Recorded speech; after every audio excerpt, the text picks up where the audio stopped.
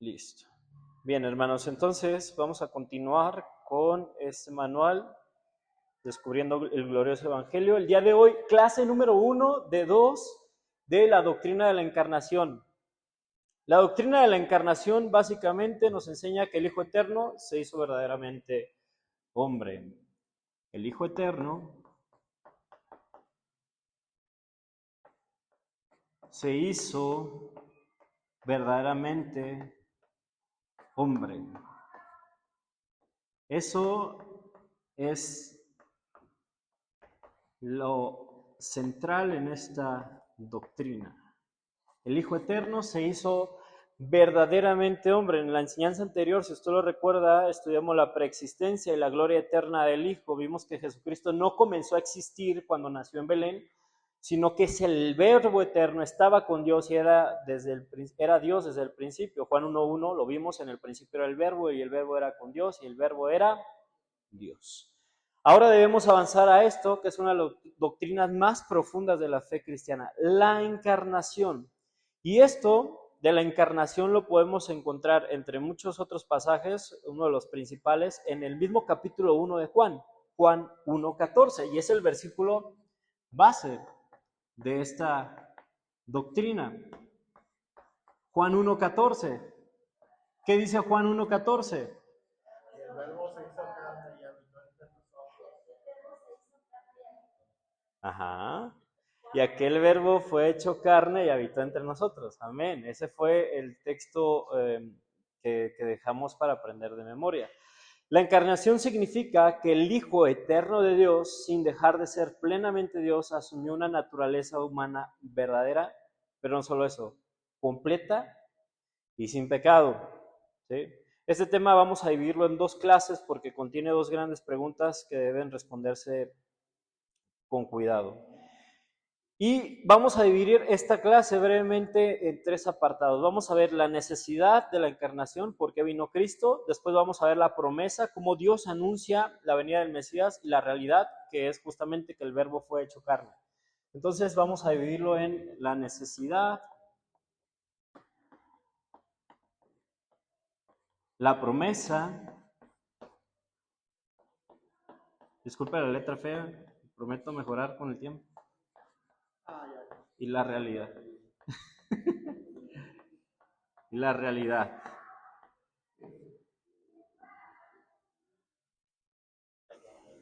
En la primera clase y en este apartado vamos a ver cómo fue anunciada la encarnación en las Escrituras, quién fue el que se encarnó, qué significa que el verbo fue hecho carne, cómo ocurrió su concepción sobrenatural, su nacimiento y qué clase de humanidad asumió Cristo. Eso es lo que vamos a ver en esta clase. Bien. El verbo se hizo carne. Cuando pensamos, hermanos, en el nacimiento de Jesús, podemos concentrarnos en Belén, María y José. ¿Sí? Cuando pensamos nacimiento, y Sproul lo dice, cuando pensamos en la Navidad, vemos a Jesús, a María y a José y a Belén. Es lo primero que se nos viene a la mente, y a los ángeles y a los pastores. Sin embargo, la pregunta más importante no es solamente cómo nació Jesús, sino quién fue el que nació, ¿no? Sabemos y hemos visto que el niño de Belén, Jesucristo, no comenzó a existir aquella noche. Quien nació era el Hijo eterno de Dios. Y la encarnación, hermanos, fue prometida en las Escrituras. La encarnación fue prometida en las Escrituras.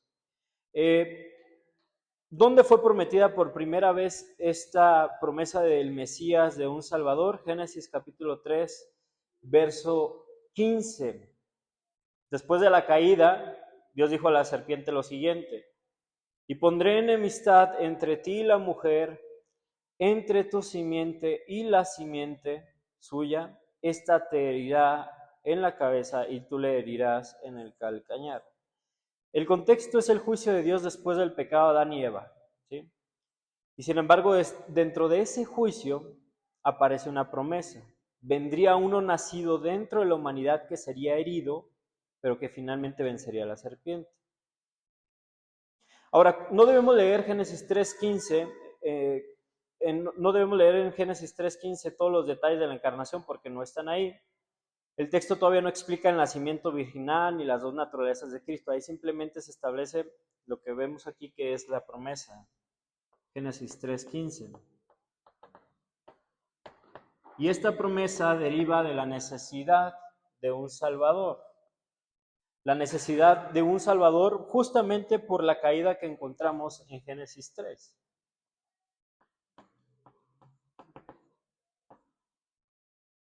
Derivado de esa necesidad surge la promesa de un Salvador.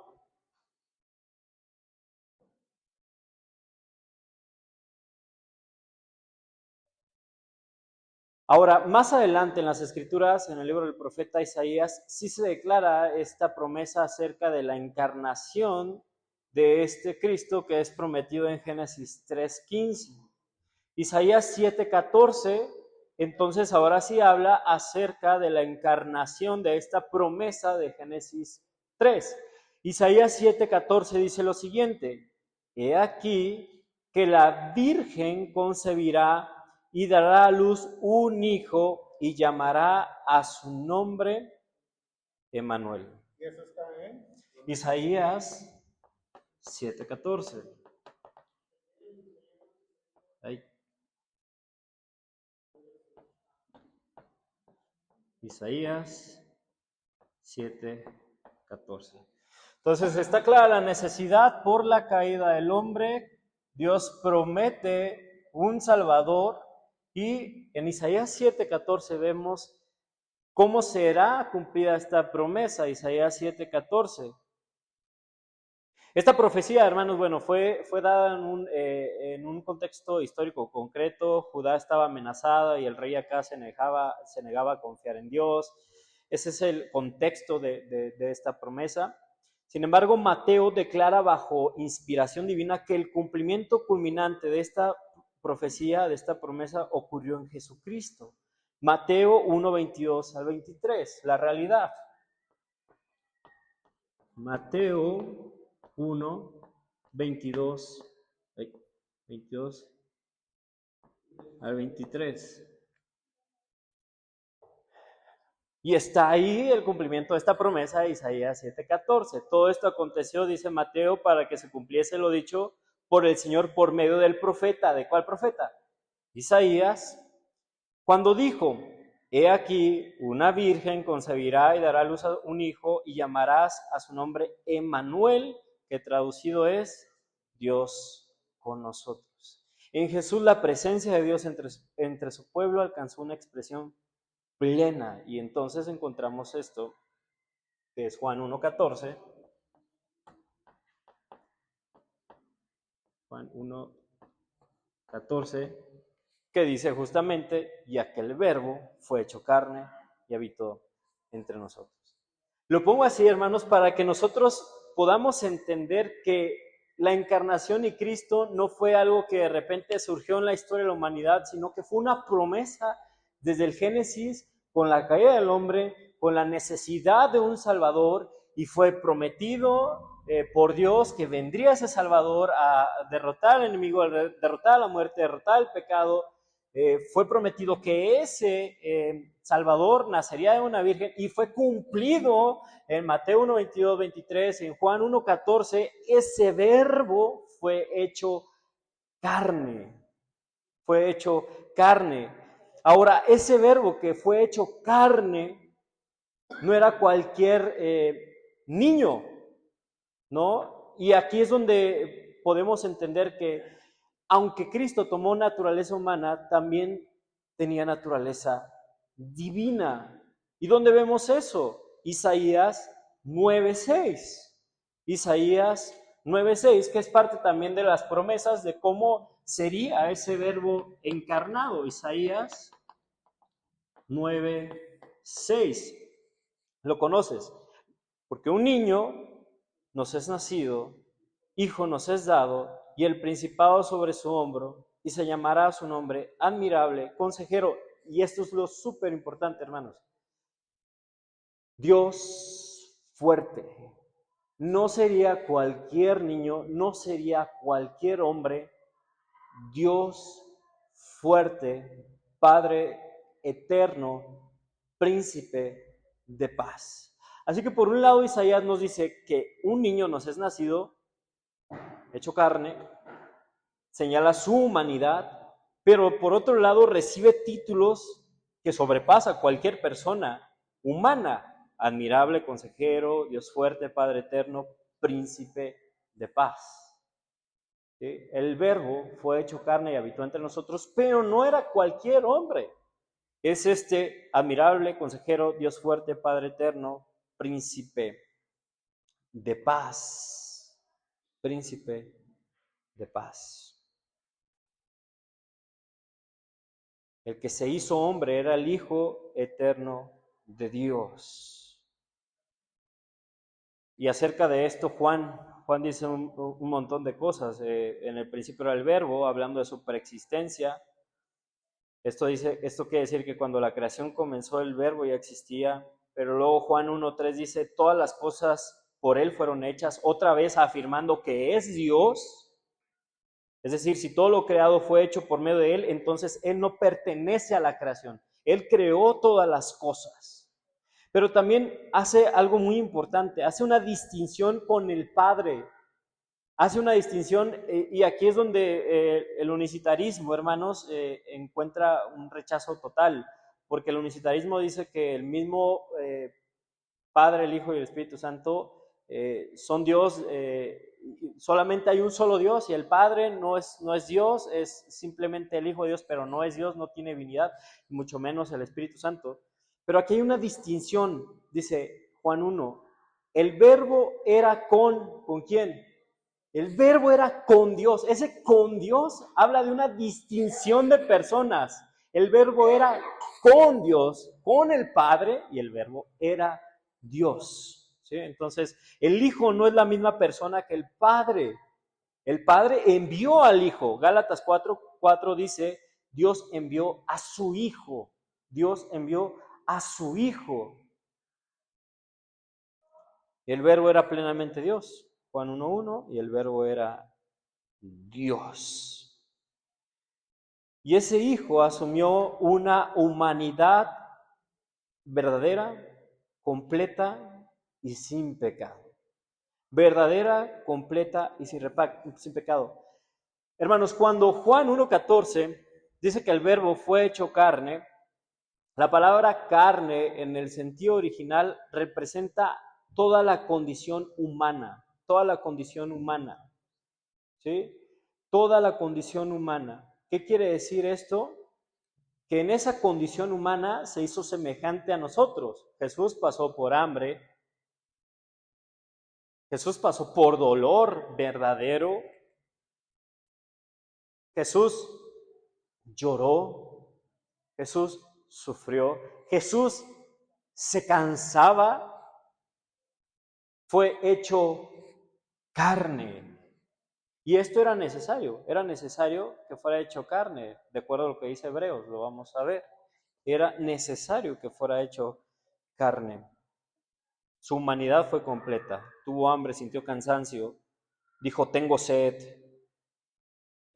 Jesús creció naturalmente, Jesús lloró, Jesús dijo en Mateo 26:38: mi alma está muy triste hasta la muerte.